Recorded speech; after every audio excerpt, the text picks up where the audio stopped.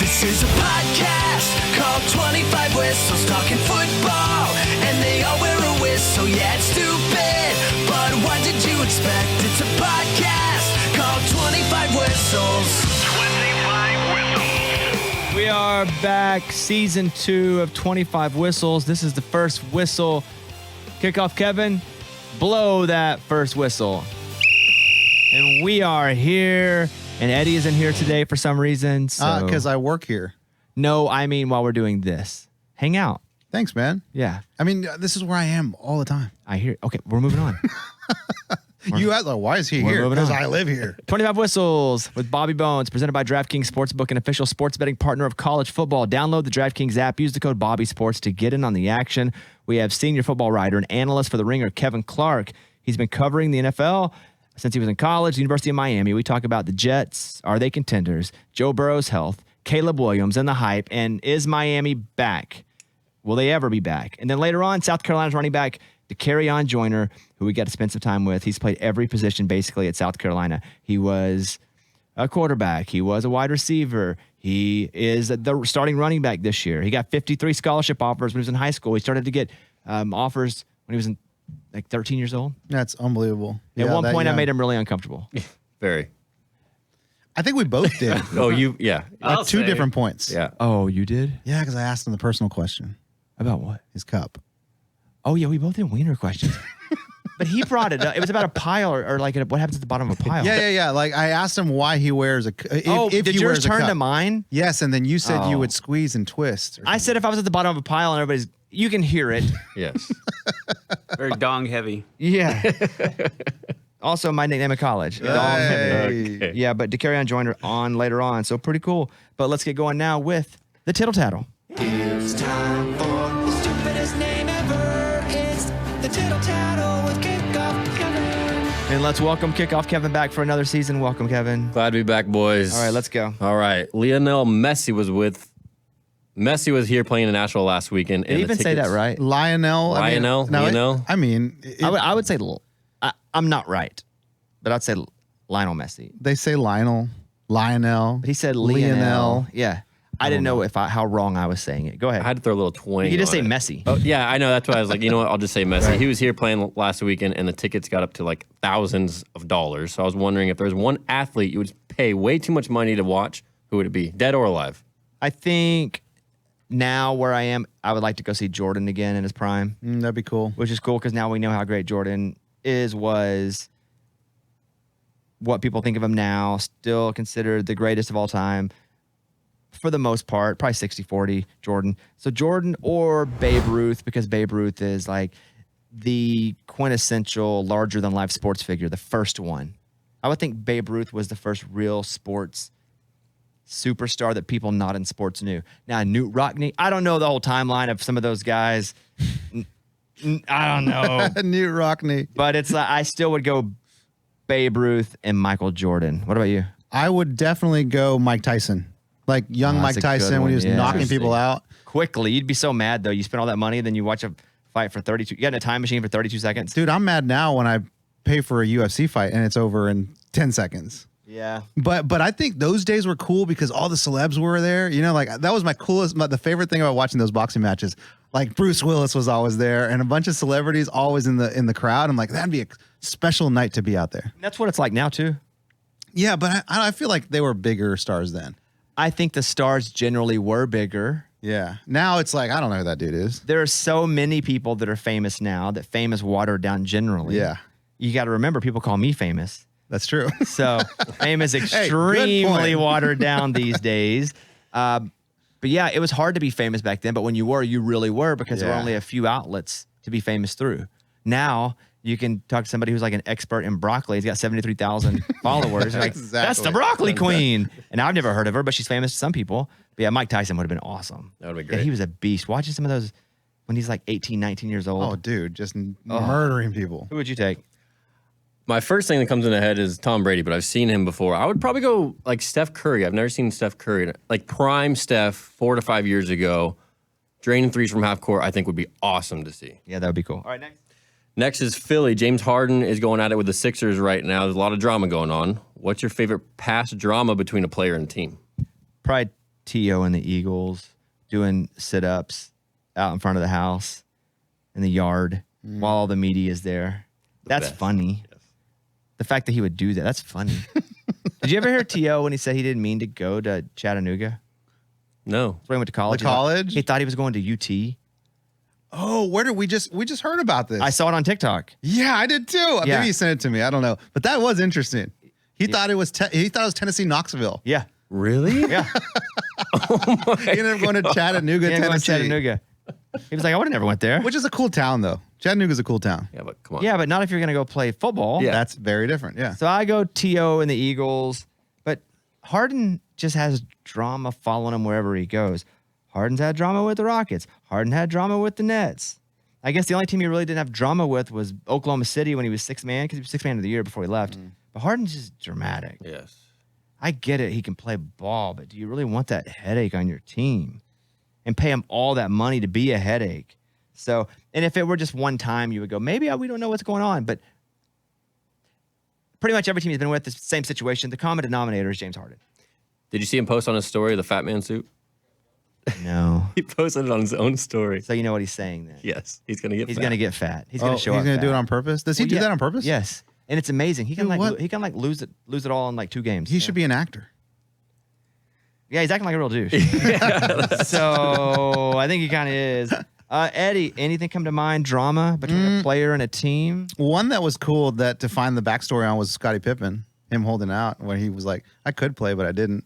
And you know, when I saw deeper into it, I felt bad for Scottie Pippen. Me too. Mm-hmm. Who didn't feel bad for him? Well, when it was happening, it was just Scottie Pippen's a loser. Exactly. He does, but when you actually learn, like he was getting paid nothing. Yeah. He was such a big part of that team. But I remember being a kid and being angry at the ball players when they would strike. Because I just wanted to watch the games. And I'd be like, they're so greedy. They're making millions of dollars. I hate them. Come back. But really, the players had to, or the owners would have made more and more and more money, Yep. not even paying their people. Like sometimes you just got to do difficult things. I just went through an extremely difficult contract negotiation, really hard, for 8 months probably. That was at times contentious even. And I think we're probably getting on track to being good again. But if people didn't know what was going on, like let's say this show, the Bobby Bones show, 25 whistles, whatever, let's say that makes $5 a year. And and I'm asking for like $1.50 for a salary. You're like, well, that makes sense. If you're able to make $5 and there are all the other expenses, you should get paid $1.50. But if you're like, man, $1.50, why is he even complaining? He was making $1. Mm-hmm. It's one of those. It's just in relation, and the ball players weren't getting paid Yeah, we don't know the what scale. they should. Well, we did. We found out. I mean, now we do. Yeah, That's like my son now. He's 15 and he was complaining about the Hollywood strike. He's just like, how are we going to watch movies all year? Like, it's so dumb. Like, they're not thinking about us who want to watch the movies. No, you're not thinking about them who needs to get paid. And you're not thinking about them who will be able to make more movies, Right. And actually be able to have a life and insurance. And I was the same way. I was the same way Yeah, with the baseball kids. players. All right, what next? Did you see Bryce Young over the weekend? He got trolled by a staffer for the media. He was going up to the podium to set the mic stand and how high it should be. And he's like, I'm 5'9", how high should it be? So I was wondering, what's the most memorable trolling moment or comment you've ever gotten? I don't know that it was trolling, but going into the Radio Hall of Fame, they introduced me at the very beginning as Bobby Jones. Into the Hall of Fame. Hall of Fame, right? It's me and 4 80-year-olds. It's a big deal. And the people have flown in all over the country. I'm the youngest person to ever be inducted into the Hall of Fame. And they're like, tonight, Harvey Manamana, Bobby Jones. I'm like, oh my God. Now, did he just misread it? Yes, it happens all the time. yeah, That was okay. just when you say, I get trolled all the time. But I mean, for me, that probably was just the one where I was like, I don't know if they did it on purpose or not. But that one hurt the most. Yeah, that's I can't rough. prove he wasn't trolling me. You can't. But I can't prove he he might was. have been. And Bryce Young, I've watched, they do these complete packages where you can watch every snap, every drop back. I don't watch the handoffs. I'll watch every drop back. And Bryce Young's just been getting rocked because his offensive line sucks. Hold on, back it up. What do you mean a package? So they'll put a package of clips up, And it's like, this is every drop back from Bryce Young for this entire game. That's so you're cool. just watching 19 dropbacks. Wow, I didn't know they had that. That's cool. So it's meant to edit them all together. I see them on Twitter all the time. And so I've watched Bryce Young's twice, and poor guy. Now, is he falling just because it's preseason? It's He's like probably falling because he's small and he's going to get wrecked. I thought that too, but then I'm thinking like it's preseason. You feel like you're going to get sacked. Just fall. I mean, what is it? But I would do that anyway. I think you should do that anyway. Oh, well, if you're about to get sacked and you're not really Ben Roethlisberger, like Peyton Manning did that later in his career because he just didn't want to get hit anymore. Yeah. And Bryce Young's small. My point is he has no time to do anything, but he has such poise. Even as he's getting wrecked, I have not seen a rookie quarterback with such poise. Speaking of poise, though, I did see Stetson Bennett the third. Poise. Why do you call him the third? Fourth? We don't know 1 and 2. The fifth. Is he? What is he? We all the know who sixth? Stetson Bennett Just is. You say could just Stetson say it. Bennett. No, but yeah, he's I don't got- know he's what got the number Roman numeral, But I don't though. care. I don't know what number he is. But you don't have to respect the But I Roman don't numeral? call anybody by their numeral. Did the announcer say it when you're watching the game? Stetson Bennett the fourth. Probably not. The fourth is 3 for 9 today.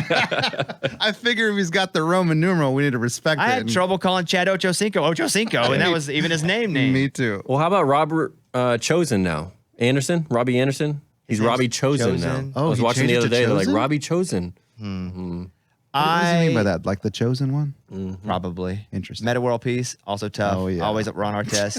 Yes. But I think Bryce is going to be really good if he gets any sort of help. That team is they're going to struggle this year. We were with them. The episode's up now of our Too Much Access with the Carolina Panthers. Bryce Young felt like I was talking to a veteran in the league. Funny, intelligent, Good head on his shoulders. just a dude. And Coach Reich loved him. Obviously, I think they know they're in a building season over in Carolina. Sure. But if I were a Carolina Panthers fan, I would love from what I'm seeing from Bryce right now because, again, just watch him. He's just so poised. And he's been getting wrecked. I get hit once. I'm out of here. You're on the ground for 30 Immediately. seconds. Yeah, immediately. All right, what else? Last one here. Trevor Lawrence recently said that he was on an all-time great team in 2018 when they won the college football championship. So in your mind, who is the best college team you've ever seen? Two things come to mind. One is probably a little bit of recency bias, but LSU and 4 years ago with Joe Burrow, because it was Joe Burrow, Jamar Chase, and Justin Jefferson at the same time. I mean, think about it. You have both those receivers. If your fantasy team has both those receivers, you're in like the greatest fantasy league team of all time. But you have both on a college team? Yeah. Like that is pretty amazing. I also think of USC back in 2004 before Texas beat them, the year before they got beat. That Matt team. Leinart? Yeah. Who? Matt Leinart? Who? Leinart? Who? Matt Leinart? Am I saying it wrong? Matt Leinart? Leinart? Leinart? There's a T in there. Isn't there a you're DT? saying a D. You're saying a D. Matt Leinart? Well, you're saying Matt Leinart. Yeah, that's how I've always pronounced it. Is that not Got it. right? No, Matt Leinart. Okay, Reggie Bush. There we go. Reggie Bush. Keep going. No. Who else on that team? I don't know. Who's the other running back? Thunder and Lightning. Reggie Bush and play for the Titans too. USC? Play for the Titans. Big boy. Remember Thunder and Lightning? Bush was fast. He was strong. I don't Did he remember. came here? Lendell White. No. Oh, really? I don't remember Yeah, him. he played here. And then, but that Texas team was really good too with Vince Young and Jamal Charles. Nasty. But I'd probably go Yes. LSU, that USC team, and that Texas team. Anybody that it was before my time, but the Miami teams where they had all the first round picks. That was with Jimmy Johnson. Ed Reed. No. No. I can't remember his name right I'll come back to it. Yes. Ed Reed, Andre Johnson, Clinton Portis, Sean Taylor. There were just so many. It was like both. And then like Willis McGahee, he shows up and is like third string. It was, it's crazy. The coach who went to North Carolina for a while, he had like a bowl cut. It doesn't matter. If you wouldn't have said, we'll just cut this. Larry Coker. I wasn't who I was thinking of. So we'll just cut. I was thinking of Doesn't Butch sound Davis. familiar. I was thinking of Butch Davis. And you know- Hey, look, man, it's a lot of football. And you know what? We're going to leave it in there. I didn't even look Butch Davis up. I was thinking of Butch Davis, though, and we're not cutting it out. It's a lot of football to remember. It's a lot of football to remember. That's right. Okay. Reminder that 25 Whistles is presented by DraftKings Sportsbook, an official sports betting partner of college football.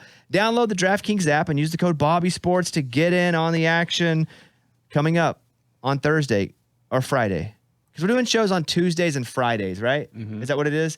So on Friday, we'll do the 25 Whistles parlay. And here's the thing I want to say.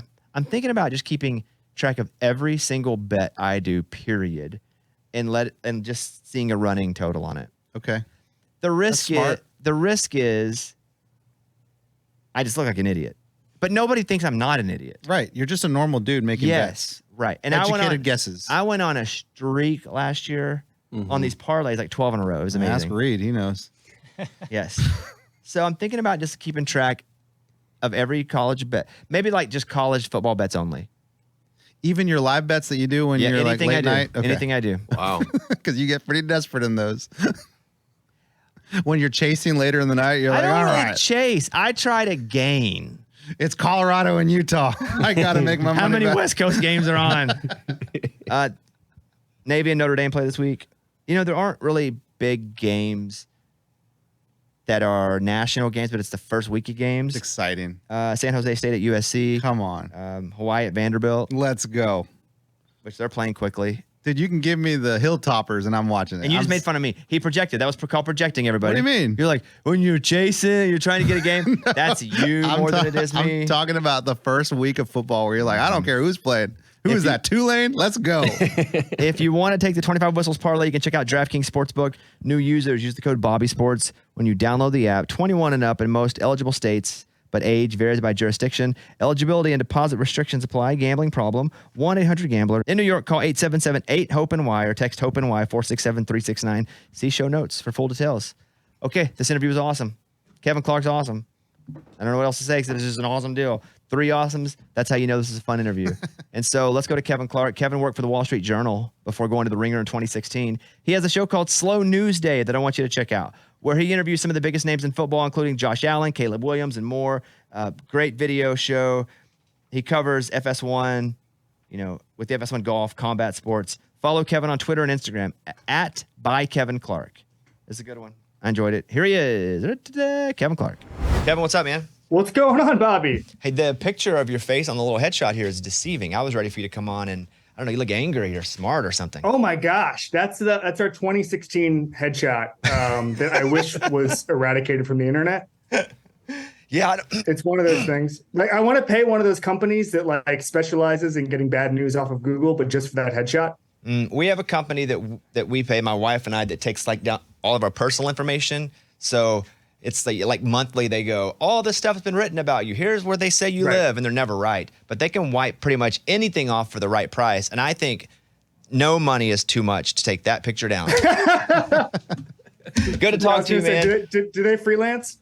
Yeah, good to talk to you. We have very close, similar friends, and it's really good to kind of talk to you in person here. So let's start with the Jets. And are they going to be any good? Yes or no? They'll be better than they were last year. I think that generally they had to go get a quarterback. I saw a stat a couple of days ago that blew my mind, which is that since Pro Football Focus started charting it, Mark Sanchez in 2010 was the best quarterback the Jets have had. Okay.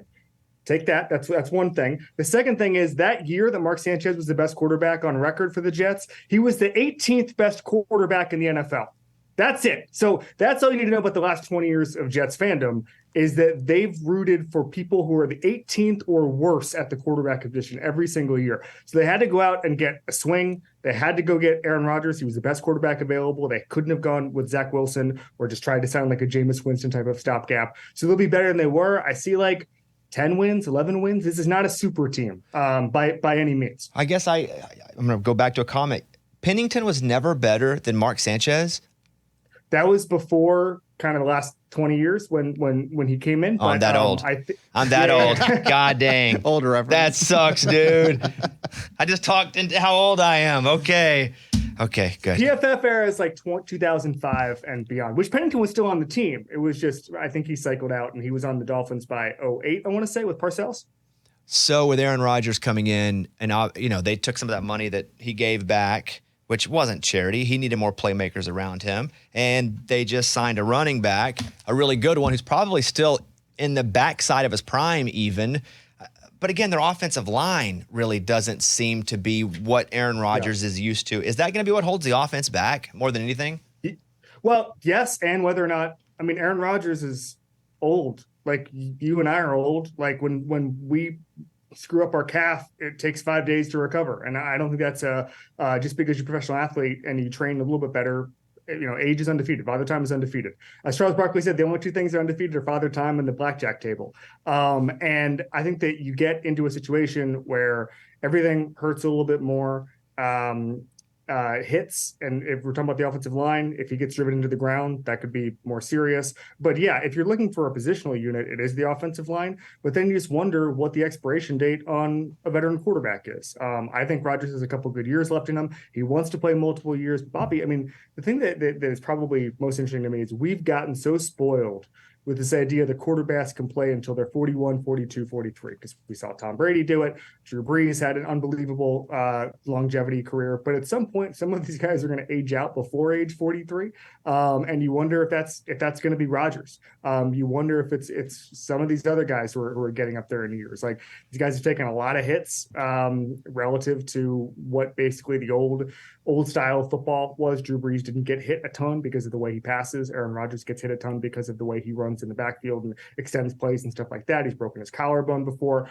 So I'm intrigued to see how Rodgers ages. He was not particularly great last year. And I think that some of that was, I think his drop, the wide receivers, the drop number went from 13 to 40 last year.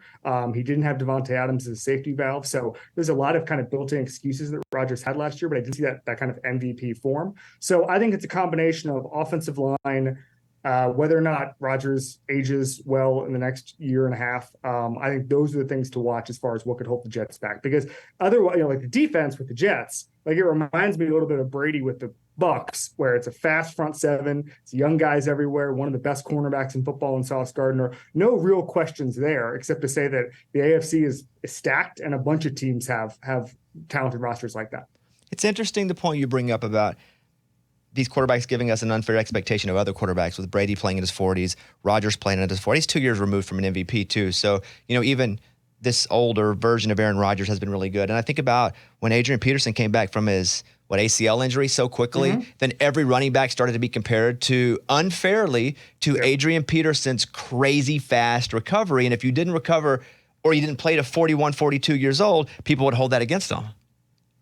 Yeah, and it's funny because I just saw a study this morning that, like, I guess European doctors are like, wait, NFL teams are doing what with ACLs and what with Achilles injuries? And like, they rush them back so much at the NFL, and it becomes unfair. And if a guy's struggling now, it just becomes, and I'll give you a great example. You want to talk about the Packers? David Bakhtiari is a guy who had a pretty serious lower body injury. And from the time he was quote unquote medically cleared, everybody's saying, well, where's Bakhtiari? I don't know. Different people heal at different points of time. And like, the idea that these guys need to get rushed back on the field immediately. And if you don't, you should be, Michael Thomas in New Orleans, another example. These guys get killed for not coming back. And I just think that's maybe a old school mentality of, like, as soon as you're ready, just go. You play hurt. You're never, the old line is, you're never 100% in the NFL, blah, blah, blah. Like, some of these guys are trying to have longevity in their career. And the idea you need to rush back from a serious injury, whether that's Achilles, ACL, broken leg, or whatever, it's very strange. And it kind of goes against a lot of the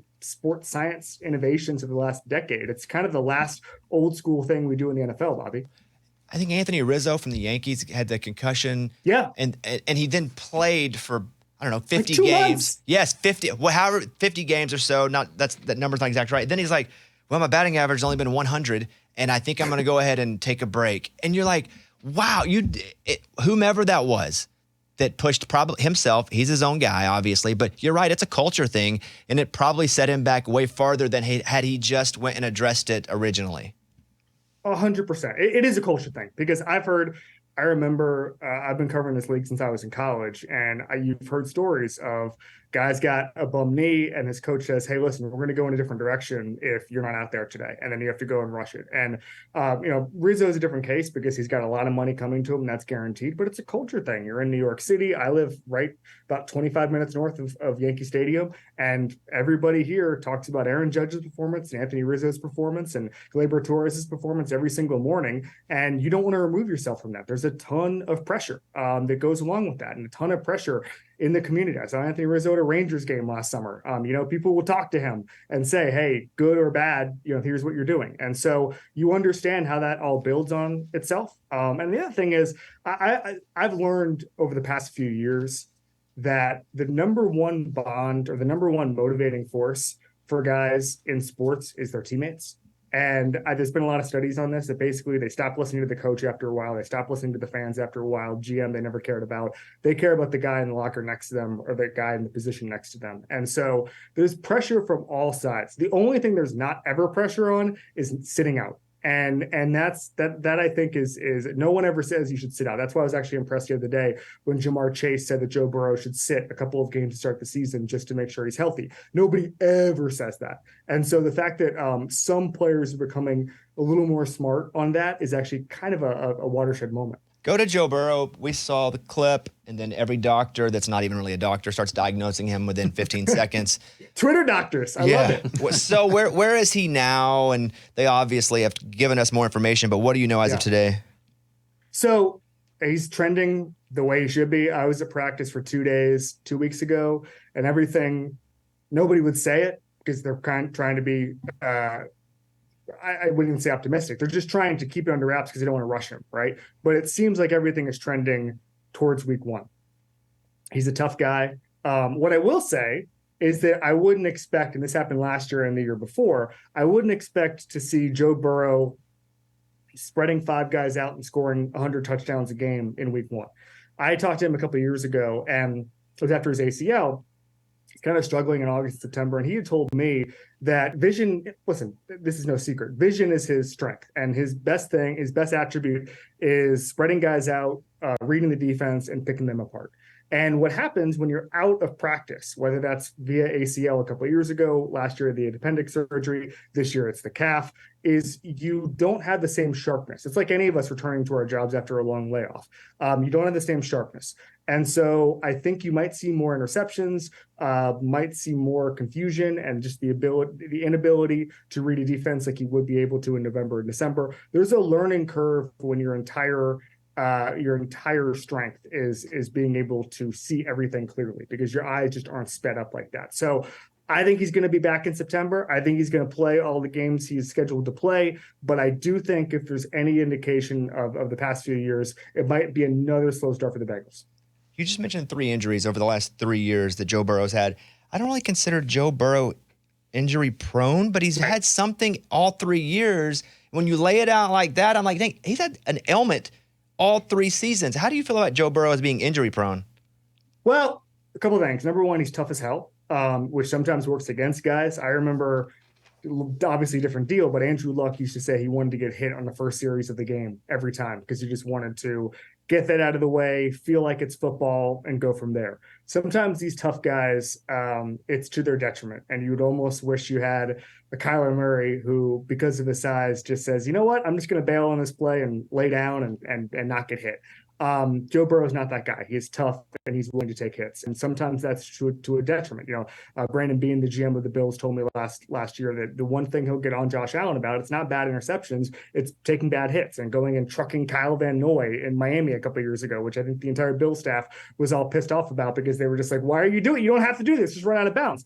And so Joe Burrow is that kind of guy. He likes taking hits. He likes showing his toughness. He's been like that for a really long time. There's a story in Bruce Feldman's book about how he started a practice fight at LSU because there was another fight on the other side of the field that he wasn't involved in. He felt bad about not being in the fight, so he started another fight in the next play. Like that's just the way he's wired, right? And so I don't think it's 3 separate injuries, right? ACL, calf, appendix. Appendix, from what I understand, you probably can't even do anything about. I don't know if football can cause that. I think it's just kind of a human injury because I know a lot of people who had appendix surgery and they didn't play football, right? But I think that over time, the more hits you take, and Joe Burrow's okay with taking them, the likelihood is that you're going to get hurt. And so I don't think he's injury prone. I just think those type of tough guys are something to watch, especially when you talk about Joe Burrow. He's getting more muscular, but he's still not Cam Newton, Josh Allen. He's not one of those absolute specimens as far as body type goes. He's getting bigger. I saw him in the locker room the other day. He's actually quite jacked. But it's not, it still hurts when he takes a big NFL hit. Kevin, Clark, it's Eddie here. I got a question Why'd for you. you say his name like that? I just want people to know who I'm talking to. You know No, what I but mean? you can say your name. He knows Kevin who Clark, he Eddie is. Garcia here. What's up, man? Oh my Eddie, God. what's up, brother? Hey, question for you. I'm a huge Cowboys fan, but there are 2 things that are keeping me from saying this is our year. It's Dak Prescott and it's Tony Pollard. Where should I feel about these two dudes? You already say year? it's their year. You've said that to me 20 times. You just don't want to be in front of Kevin saying that. Correct. Okay. All right, wait. Let's break this down. Why is Tony Pollard one of? You don't think he's good enough? I want to ask you that. Do you think he's good enough to carry the backfield for the Dallas Cowboys? Yes. I'm not a running backs don't matter guy. I think running backs matter quite a bit. But I also think that there's a lot of things that matter more. Offensive line, run blocking, getting Zach Martin back in camp is hugely important, and quarterback play. And by the way, also just offensive coordinator, which I think Kellen Moore has been overrated for a number of years. And the number one thing people asked me kind of off the record, actually, let me rephrase that. The number one thing coaches asked me off the record was what the hell is going on with Sean Payton? But then the number two thing is Kellen Moore going to work with Justin Herbert? And I think there's some skepticism. I mean, Kellen Moore was just running the Jason Garrett, Scott Linehan offense with Mike McCarthy, right? And I think that there was some probably philosophical mix up there last year. I think Dak having the McCarthy offense with Brian Schottenheimer will simplify things. I think that Dak in itself, I think he's a really good quarterback. I think he's enough to win a Super Bowl. I think the talent there is insane. CeeDee Lamb, I think, was the 9th best receiver last year by yards per route run, which is a hugely predictive statistic. This is elite talent. The defense, we know Dan Quinn, Micah Parsons, we know they have the pieces to be elite. I really actually liked Smith, the big defensive lineman who they got in there. I think things are coming together. Dak Prescott doesn't have to be the elite of the elite for them to win the NFC. The NFC is barren. And it's only going to take a couple of, games in December, and all of a sudden, a couple fumble luck, couple injury luck, whatever, and they can get a couple easy playoff games. They can make the Super Bowl easily. They've got the talent. I think Dak Prescott can win a Super Bowl, and I think he can help Tony Pollard win a Super Bowl. Woo! In fact, I go as far to say, Eddie. So stupid. The Cowboys are my pick out of the NFC. Let's go! You heard him. You heard Kevin Clark say that right now, Bones. Yeah, but you were not honest about your feelings. No. I was setting him up, Bones. That's what you do. You set him up for what? You set him up. You're like, hey, man, I don't know if we're good enough. And then look, what did he come out with? We're good enough to win the NFC, baby. He baited me. Speaking of that division, the Commanders, Dan Snyder's not the owner anymore. Have you seen a difference in last year at a Dan Snyder versus this new Josh Harris team? So I saw it. It's actually kind of funny. I was there for 2 days last week. Outside the lines, outside the field, night and day. Thousands of fans in the stands, everybody wearing Commanders gear, everybody's excited, they were turning people away, all that stuff, right? On the field, same old team. Sam Howell doesn't look like he's a long-term answer. Maybe he'll develop into something. I just didn't like what he was doing in practice, hold on to the ball forever, which, by the way, all three quarterbacks there do.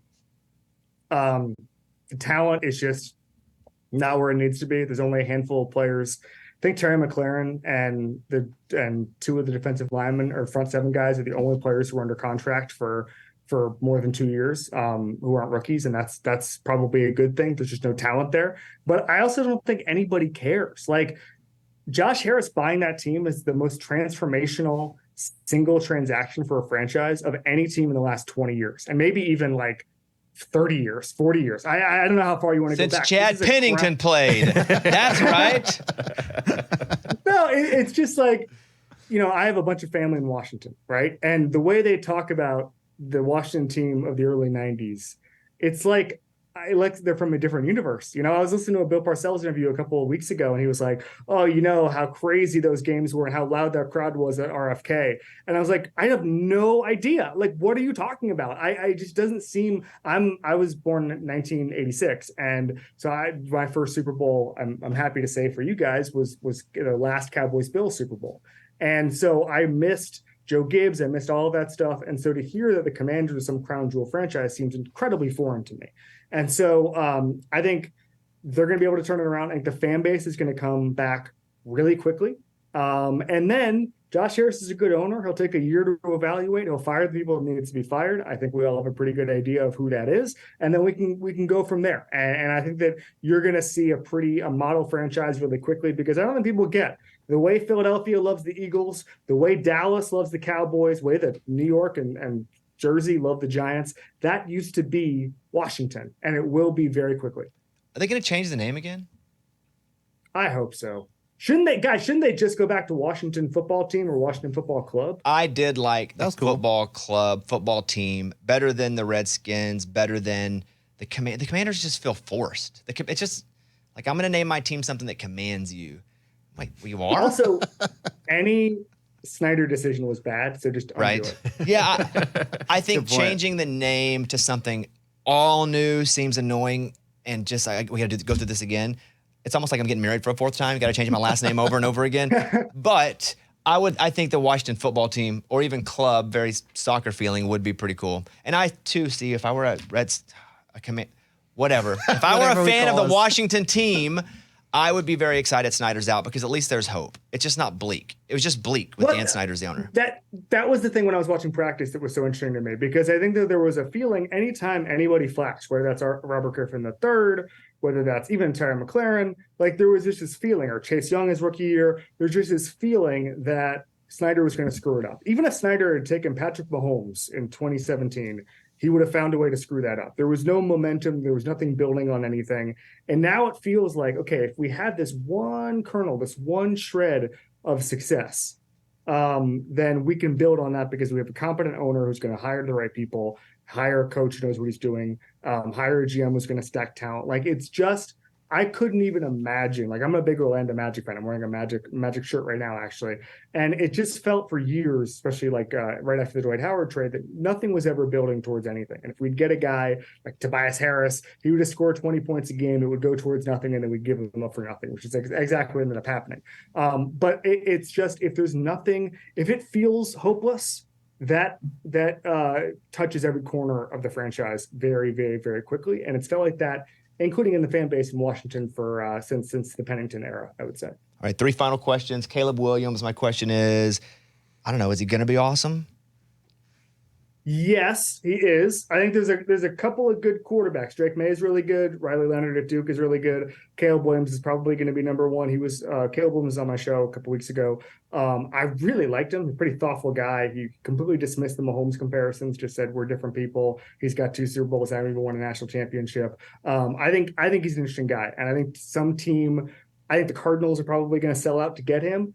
And that's going to work. I think he's going to be really, really, really good. Some of the advanced metrics show him he's a little Mahomes-like. And so I do think that's going to work. With the Cardinals seemingly tanking and with Kyler hurt, it's a weird position to be Kyler Murray, because you want to play to show that you still can play. You don't want to play injured, but you also know that if your team gets the number 1 pick, you're out. That's just a bizarre situation. Let me push back on that. So he's made a ton of money. He's due a ton of money.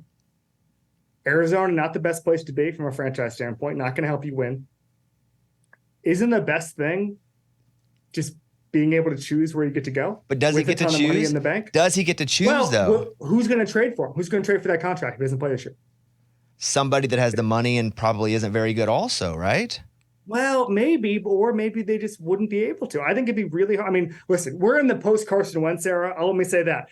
Teams were willing to trade for Carson Wentz, and once that happened, I'm ready to believe any contract is tradable. So maybe there's that. But if he doesn't play this year and he gets a reputation as a guy who doesn't want to play through injury or whatever, kind of like we were talking about earlier, I think he would reach free agency at least, or have to go 1 year in some stopgap place. He could choose where he wants. He's got a bunch of money in the bank, and he could go to a better franchise. I don't know. I think that the Cardinals are probably going to retool anyway, and I don't know if he's in their long-term plans, just because they might have the first 2 picks in the draft next year, because they got Houston's number 1 pick too for the Will Anderson trade. So they're going to remake their franchise, and I don't think they're going to take Marvin Harrison Jr. with the first overall pick or whatever. They're going to take a quarterback if they get it. And so I think that the timelines usually don't match up there. It's a new coach. It's a new GM. Kyler Murray's in the middle of his 2nd contract. It's huge. Like, maybe a fresh start is probably better for everybody. It would hurt my ego as someone who lives with an ego that the team that I'm on is being talked about tanking so they can draft my replacement. And he already is known as a guy with an ego. It would be awkward for me to be around the building at all. I guess we're different. I can be paid off. Fair. Fair. No amount of money though matches my as ego. long as I have a number that if my bank account reaches it, I'm good. That's fair. And so Tyler's hitting that number. All right, final question for you here. This is a personal question for you. I mean, it really is. Is Miami back? They're always back, but are they back now? Oh God, I just saw that our super booster, John Ruiz, if you're following that, he's the guy who's been funding the NIL money, that he's been sued for apparently his company is a Ponzi scheme, according to the people who are suing him. So Miami's back to scandals, huge scandals, which I guess is back in a way. You're back, baby. Yeah, we're back. We're back. When we're getting sued for Ponzi scheme running, we know we're back. No, it's going to take a couple of years. I think they'll be good this year. They have Texas A&M second week of the season, which will be a good litmus test because Texas A&M is also trying to get back.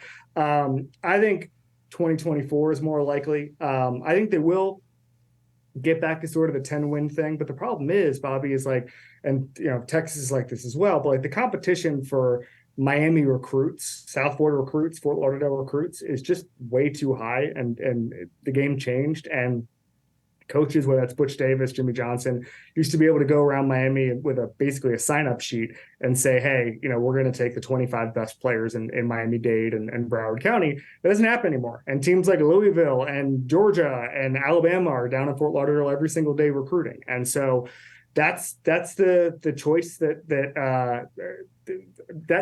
the state of play now. And we have to adjust to it and understand that, like, we're only going to get 5 of the top 25 guys in South Florida. And then once that happens, you go from winning the national title every other year to winning the ACC every 5 years, which is probably the trajectory they're on unless they improve quite a bit in the next couple of years.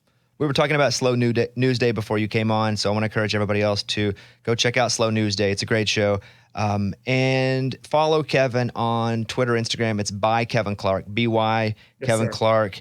Big fan. My friends say you're cool, so you must be cool, because my friends are not that cool, and they don't like to say other people are cool. So, good to spend some time with you. And I'll say this. I know who you're talking about, and those guys are not cool. That's what I'm saying. They're not cool. So for them to say anybody's cool is that. So I'll say this, and my final thing to say is that I know you're a big Magic fan.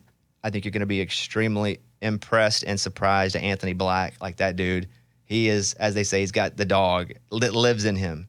So you're gonna love the guy. You're gonna love him. I'm so excited. I'm so excited. With Paolo, Franz, like there's actual. Even though there was no ownership change, it honestly feels like we have. It's a new day there. It's awesome, and I'm no longer embarrassed to wear Magic shirts around New York. I was just handed this breaking news. Dan Snyder bought the Magic. Oh crap! no. All right, no. We'll leave you on that. Kevin, thank you for the time, buddy. Good to see you. Thanks, guys. All right, see you later. Thanks to Kevin Clark. Great interview. Love that dude. Hope to have him on again sometime soon. Now, you've waited all year. The time has finally arrived. College football back. And so are the traditions, the tailgates, and the great offers from DraftKings Sportsbook. Right now, new customers can score $200 in bonus bets instantly when you bet just $5 on any college football bet. Like I mentioned, that Vanderbilt and Hawaii has to come here, which, Nashville's cool. But that's a long But also, but it's far for people to go to Hawaii too.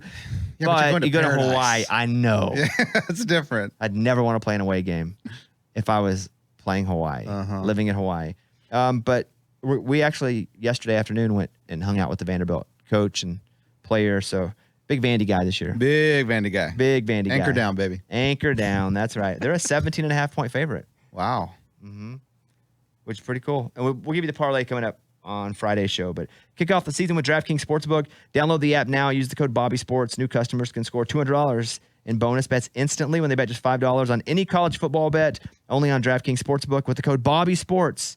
Put that in, please. Let them know you're listening. Bobby Sports. 21 and up in most eligible states, but age varies by jurisdiction. Eligibility and deposit restrictions apply. Gambling problem. 1-800-GAMBLER in New York. 877-8-HOPE-NY or text HOPE-NY 467-369 for full show notes and details. I got a couple notes that I made here. I was watching the BMW. I bet on the BMW, and was top 50 of the golfers. Yep. From 70 to 50. Going to 30. Yeah. Which happened, and Eddie's guy won. Stupid. Yeah, Victor Holland, man, I bet on him every week, and don't get it twisted. I bet $5 to win, and usually where Victor is on a Sunday morning, that's like $5 to win like 100. Wait, so you only bet at Sunday? Yeah, I wake up Sunday morning and see where they're at. And then I thought you bet before the tournament. No. And I usually see like, all right, who's leading? Scheffler. Who's behind him? Fitzpatrick, no chance. Keep going. And then I'm like, ooh, Victor, like that's not bad. He's in the top 4, top 5. Like, let me put $5 on him. And dude, he won the whole thing. Good for him, dude. I bet $500. Oh my gosh. Hold on. It's a little different. I didn't even tell you guys who I bet yet. I split it up a little bit because I know if I had. Yeah, but I was just talking about $5 bets here. Well, I'm about to tell you how stupid I am. I don't like sharing all my bets because I just feel like an idiot. But I wanted to spread it out a little bit because if you can hit a golf winner, there's so many golfers. And I bet it before the tournament starts. The odds are amazing. I want the really, really prime odds. So I bet 4 golfers and I spent $500 on 4 golfers. So $125 a golfer. I bet Ricky Fowler to win. He did not win. I bet Rory to win. Finished 4th. He did not win. He had a good little run there for a bit. Yeah, he did. I thought he had a shot. I bet Jordan Spieth to win. He did not win. I think he missed the 30 too. I bet Scotty Scheffler to win. Oh, That's the one. Yeah. And so Eddie Well, sends me over his, hey, look, I bet $5 and I won. So I sent him mine back. I was like, I bet a freaking 100, whatever. And I was about to clean up. that's our thing, dude. And then Eddie's like, all he's got to do is it. Oh, it's pissing me off. Well, I felt like you didn't understand the situation because you're like, what? Shut up. I'm hoping for this. I'm like, dude, he has to eagle the next hole and it's a par 4. Like he's got it didn't matter. But I'm It was like, just stupid. Shut up. He has no chance of winning. Like you've lost your bet. Here, look at my bet slip. So dumb. I can't win at golf. It's not easy. so hard. It's not easy, Kevin. Let me tell you Bobby's weird tactic. He usually bets on people, and not the 4 that he mentioned. He bets on people that he's played with before. Yeah, like that's true. Sam I did Burns. bet Sam Burns. Jordan Spieth. Not in this mix because I looked back and I was like, when did I bet Sam Burns? I did bet Sam Burns by itself, $25 at the very beginning, and then he had a terrible first day. Then he went like 9 under the second day, and I was like, we're back in there, baby. And he lost. But yeah, I did. But Yeah. Spieth, I played with Spieth twice. Chess and Hadley. We met him at Pebble Beach. Had My a good guy. conversation. We text all the time. Bobby texts like with you him. bet them to win though, not even finish top To 10 or win. anything. Yeah. But So, dude, sometimes I bet top 10. Okay. If it's like Chesson, I bet top 10. Okay. And then he finished like 12th, and I'm like, God dang, dude. Did you call him? Yeah, I text him. Yeah. Like, dude, I had money on you. yeah, I wonder how that makes him feel. He's like, yeah, bro, I was trying to win the tournament I didn't think for my about that. career. I didn't think about that part. I was like, I had a bunch of money on you. Thanks for letting me. Yeah, it sucks. Congrats, congrats, Victor. congrats on your win. Man, it's a trip to see him talk, huh? Victor Hovland. I don't watch him talk because I'm always pissed I lost the bet. Right, got it. So I you don't watch changed the it. post. Why does he talk like? Can you? Well, because sound like he's him or like no? from Norway, and like it's like he spells his name with a K, and he's just like, yeah, man, I played a really good round today, and I'm like, whoa. Oh, that's how he talks? Yeah. Not with a crazy accent? No, I thought he would be like straight foreigner. I'm never there. I never bet on him. So by the time my guy loses, I'm out. Yeah, it's pretty cool. I saw Giannis at the airport. That was crazy. You too? Yeah, both Bobby and I were flying in. But here's my Go ahead. the problem that I have. Well, me too. Oh, you too. It's too late. It's too late for me to realize that was him. Okay. Thank Go you for ahead. saying Go that. ahead. We're coming. We're flying. We finished the show in Tampa. I'll just be honest about the whole thing here. Saturday night, and as soon as the show's over, we just get on the plane and fly back. We flew back private, and so we get back and we fly into the private airport because Giannis probably ain't going to be at Southwest Gate, Negative.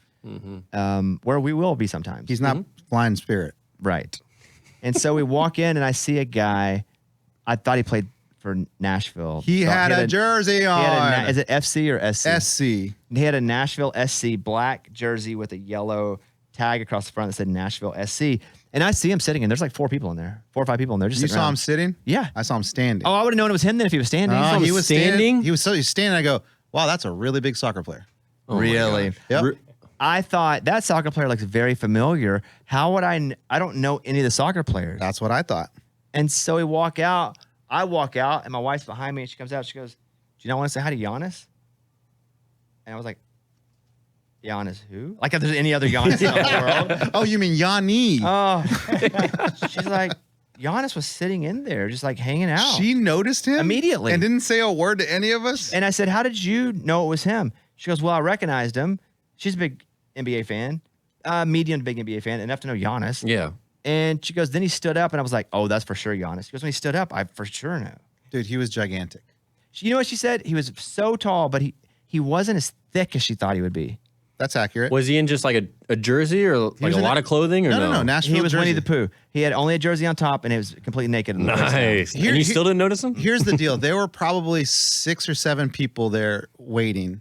He was one of them. They all had Nashville SC stuff on, and they were speaking a different language. So immediately my brain just went to their soccer players. That's it, period. Then I saw Giannis, and I go, that's a really big soccer player. I'm like, why would a soccer player be that big? Like, why would they want to be big?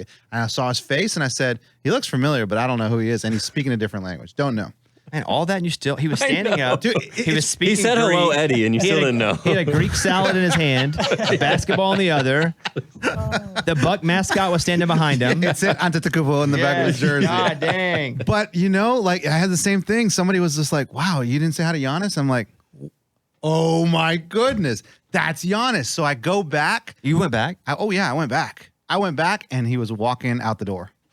Would you have said something? Absolutely. I had my phone out ready to take a picture. 100%. I would have said something because when I go up to people, they never know who I am, but I have such a weird name, especially in a place like that. They just are like, Bobby Bones, it's got to be something. So I'm just going to act nice. That's good. Yeah, that's Yeah. true. Because he would have no idea. But if I say, hey, Giannis, I'm Bobby Bones. Good to see you. He'd be like, Sure. actor, singer. Oh, God, I don't know. And Pirate. He just would have, yes. Arr. He just, Anything, man. Who knows? and usually they're just nice at that point because you just say it with like confidence. Yeah. Hey, man, Bobby Bones. Right. Oh, cop. Hello. And there's a chance, he listens to top Trust me, no chance. country top 30, man. I don't think so. No. But it was pretty cool. I was like, oh, yeah, that was freaking Giannis. Yeah. I did see Rory when we were playing at the Memphis, FedEx St. Jude Classic. Getting all my classics mixed up here. a lot of classics. I did see Rory walking downstairs, and we were there, and we weren't teamed up with Rory. We were teamed with Sam Burns, and I don't know, some other dude I never heard of. Victor Hovland, I think. No, it wasn't. It wasn't. I'd never heard of him either. But he was a top 70 golfer, which was weird. And so we go, and we're all practicing, and everybody's there. You just stand around, and Rory's coming like 5 feet from me. I'm just about to go, hey, Rory, what's up? How's it going? Bobby Bones. Hey, Bobby Bones, yeah. And DJ, my brother-in-law and caddy goes, that's Rory. And I'm like, well, now I can't. Oh, no. Loud enough for Rory to hear? Well, maybe. So I couldn't be like, hey, Bob Bones. And he's like, no, you guys just geeked out on me. Uh-huh. So, but I would have said hi to Rory. Rory ripped. Rory was put together well, but he was in a golf shirt and jeans, but he wasn't like a bodybuilder, but he okay. definitely was in shape. Is he tall at all? No, he's short. Short, right? Well, when I watch, I have him kind of pinned out the way I think they look. I see him short and stout. Is he a teapot? I knew you were going to do that. God dang, man. I don't. He seemed pretty tall. I don't know. Okay. Tall. He was walking downstairs, so he was above me. Okay. So, I bet, So that's why he was tall, Yeah. because he's upstairs. I bet he's probably 5'11". It says 9, That's it. That's short, dude. which means he's 5'7". Did they lie on that? Yeah. Wait, so Giannis, he looked 7'3". Yeah, they have to be honest about basketball height, though. At least more so because that's actually part of the game. He's listed at 6'11". Yeah.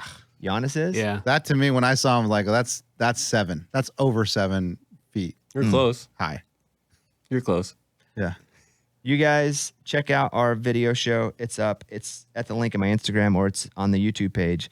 You can go to Too Much Access Bobby Bones on YouTube. Too Much Access Bobby Bones. And watch, because Eddie and I went to the Carolina Panthers training camp and hung out with those guys. We have South Carolina coming up, and you can watch us playing ball with this guy here. By playing ball, I mean he's good and we're not. Yeah. He's awesome, man. Yeah, he's such a good dude. Like, they're also really young. Yeah. You don't realize that, because you feel like. You just feel like people on TV are older and smarter. But Dekereon Joyner was awesome. So here we go. DK. DK. He He's a followed me on Instagram. Did he follow you on Instagram? He did. That's pretty cool. Yeah. He's a redshirt senior who's been with the program for 6 years. He was granted another year of eligibility because of COVID. He was the MVP in 2021's Duke Mayo Bowl as a quarterback. He was named South Carolina's Mr. Football in 2017 while in high school. He was nominated for the Warfel Trophy this season, awarded to a player who shows a lot of active work in their community. You can follow DK on Instagram, Dekereon Joyner, or at he had a weird name on Twitter. Can't_stop Cinco. Yeah, I think you should wear number 5. Yeah. Got it. Or you Can't still wear stop 5. Cinco. I like that. Yeah, but it's just the names are way too different. And is he still number 5? Yeah. He Okay, is. good. All right. But it's like you need the names to match. Yeah. Yeah, totally. You know, one way or the other. Here he is. Really enjoyed it. Here he is. South Carolina running back, Dekereon Joyner. So this is the indoor facility. It is. How often do you guys get to come and practice in this air? It feels good in here. Yeah, it does. Never. Oh, that's why? Because it feels good, so you don't get to practice in We're here? never in here. We're always outside, man. This is like one of the nicest indoor facilities I've seen. It honestly is. Like, you know, I grew up getting recruited in different places, and this is definitely one of the most impressive indoors I've seen in the country. What about South Carolina? When you came, what attracted you to come to South Carolina? The fans. We have very, very, very loyal fans. I always say, you know, never done really, really well. They're one of the best fans in the country. But they're very honest, which I definitely appreciate. That's what I wanted to be a part of. But definitely a family atmosphere makes me feel at home. I feel all the love from here, so that was definitely one of my top priorities for staying here. Coach Beamer, what's he like? Do you ever get to spend time with him as a dude? Oh yeah, for sure. But the thing about Coach Beamer, he's always Coach Beamer. On the field, he's a coach, but off the field, he's a really good guy. Very, very personable. He wants to be involved within your life, your family life. We're a really great guy. Cares a lot about each and every one of us, and that's what we appreciate the most about him. What's the hardest position? Because you have played them all 12 positions, and there's only 11. You know what I mean? That's what it feels like. Like you've made up positions. Yeah, not for sure. What's the hardest playbook-wise to have to learn as part of the whole scheme of the offense? Gotta be quarterback though, right? Yeah, I was just gonna gonna say everything. that. Yeah, quarterback for sure. But the good thing about me, I started off there, so I kind of started off at the highest and the hardest, position playbook-wise. But then, from there on, it kind of gets easier. But all the positions kind of tie into quarterback. If you play wide receiver after you've already played quarterback, but you kind of know. Like sometimes I'll be interviewed by people, but since I interview all the time, I know what they want. Exactly. So if you're a wide receiver, you know like the little things that right? What the quarterback wants, and that's the beauty of it. That's why I really enjoy wide receiver. I'm playing running back, but wide receiver is definitely cool because, like you said, you know what the quarterback wants. You know what I'm saying? So I've seen it from both perspectives. So that's why that was kind of like my edge playing wide receiver. So you're playing quarterback, or you're playing running back this year? Yeah. Did you have to put on more weight since you kind of in the middle of it more? I didn't have to, but I did. I think it was definitely beneficial for me, being able just to take the amount of blows that I'll be able to take. My screen staff and my nutrition staff done a great job of allowing me to, be at the weight I'm at now, and I feel prepared. I feel strong. So I think it was definitely beneficial for me. Did you lose any speed at all? Not at all. So you gained weight, but you didn't lose speed? I don't understand. Strength and conditioning staff. So okay. So if I have one, like easy as pie. well, if I have one of those, then I'll gain speed, and even if I gain weight. I promise you. God dang. What are we waiting Good weight though. Yeah. Good weight though, So not that weight. do you have to eat on a regimented schedule? For the most part, but it's really all about what you eat. High protein foods, not a lot of carbs and stuff like that. But I was able to, I can kind of do a balance of both. And while I train and lift, that kind of just adds on well and kind of balances itself out. If you are a quarterback and a wide receiver and a running back, you've played all the skill positions basically on offense. That means at any time in the backfield, you're in motion. You're then you're basically a wide receiver even though you're coming out of the backfield.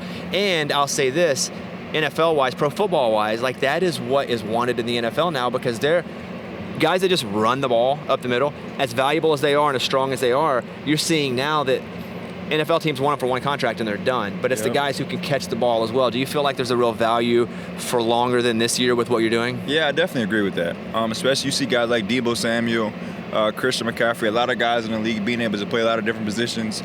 Bijan Robinson coming from Texas, going to the Falcons. So definitely my value and the value of playing multiple positions is definitely being able to do a lot of different things. Being able to just be an asset to multiple different positions and being able just to be an asset to a team. Definitely an unpredictable.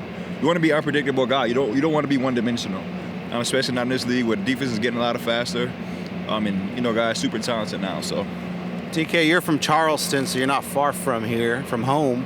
When you were growing up and you were obviously such a good athlete, did you know all the other good athletes in the area? And there was a club? Yeah. Oh, I never got invited to that club. Did you know them and did you guys keep up with each other? Oh, man. yeah, for the most part. There is a club. God dang. Hey, we're not in He it. said, yeah, I didn't even know there was like a group like that. Like one text message thread of all the good Exactly. athletes? It kind of actually was. I was blessed enough that a lot of the good athletes went to my high school.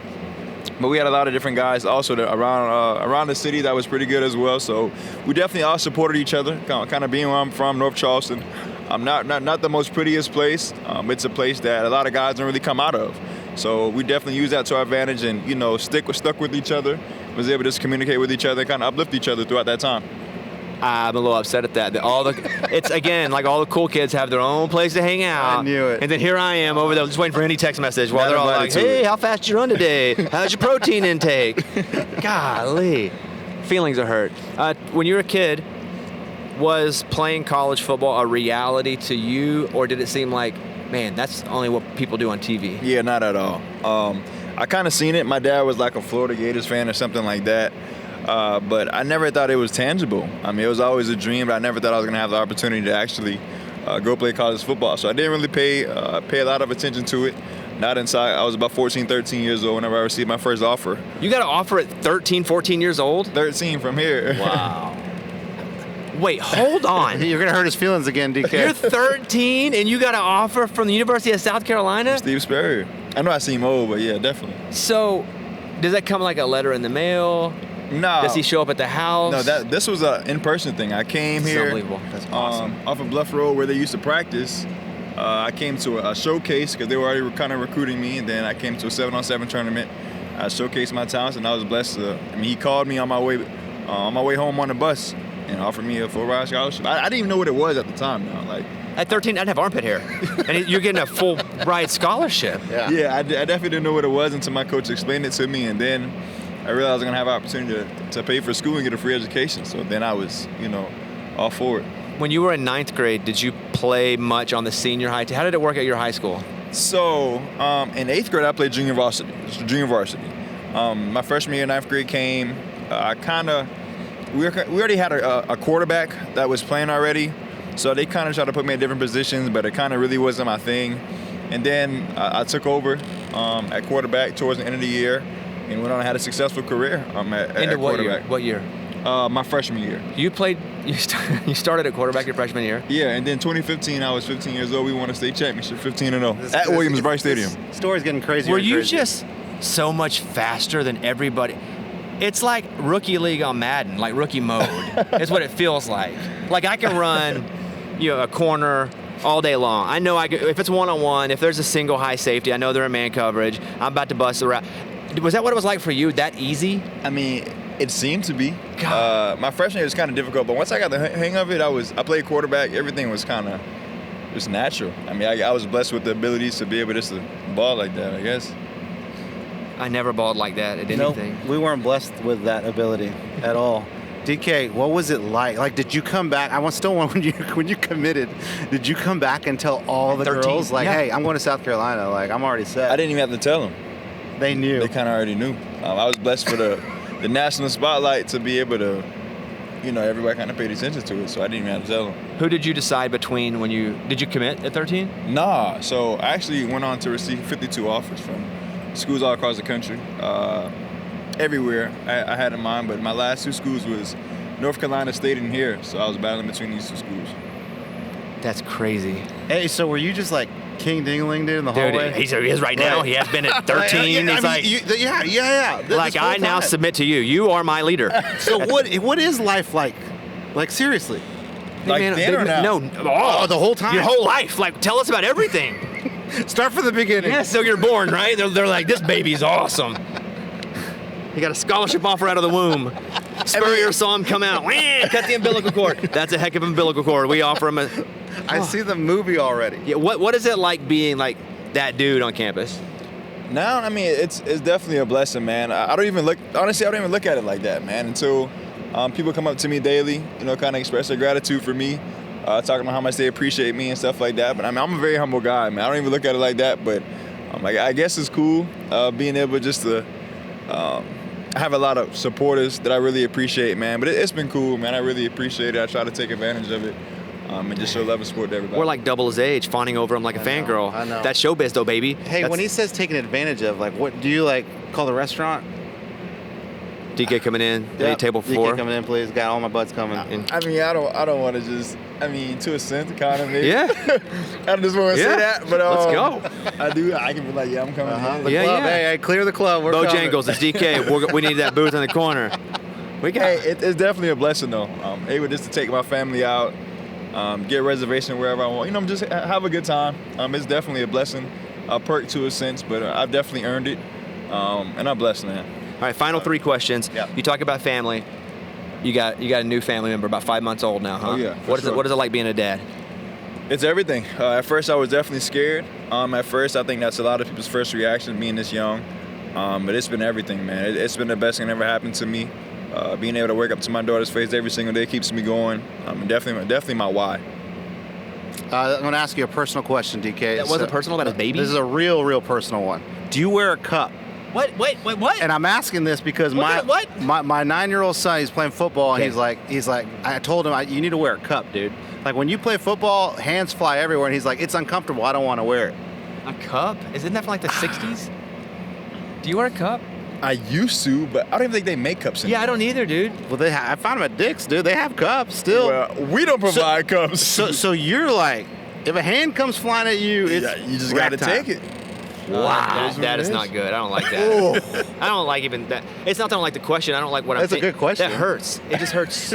Yeah. That hurts so bad. Yeah, that's what I told my son. Like, you want a cup. Oh, I'd grab. If I was a defensive player and he come through, I'd grab and twist. I'm just letting you know right now. I would because Grab and twist. yeah, I'm gonna make sure I'm never playing against Yeah, you. yeah. I might need to slide over. we're always on the same team. That's the way to make sure. But people do grab like Like bottom of a anything they can pile. get. Bottom of a pile.